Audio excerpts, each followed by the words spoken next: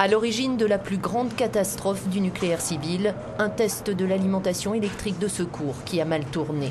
Il est 1h23 du matin, ce 26 avril 1986, quand les ingénieurs, profitant de l'arrêt programmé du réacteur numéro 4, lancent l'expérience. Une minute plus tard, l'un d'eux fait état de coup fort. La machine s'emballe, la montée en puissance est incontrôlable et déclenche 2 explosions suivies d'incendies. Le cœur du réacteur numéro 4 de type RBMK est détruit.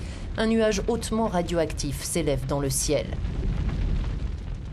2 jours plus tard, la Suède détecte un taux inhabituel de radioactivité près de sa centrale de Forsmark qu'elle fait évacuer avant de se rendre compte que le nuage vient de l'Est.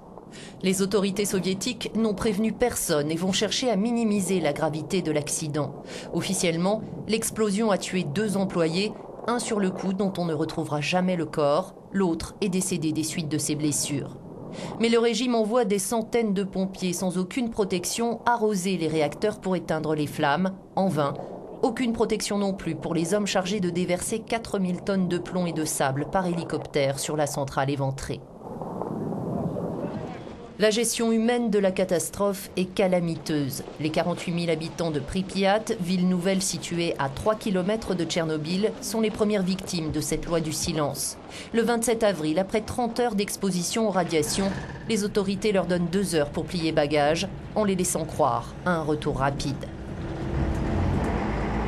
L'enquête a depuis révélé des erreurs de manipulation lors du test de sécurité, des négligences et des défauts de conception du réacteur soviétique.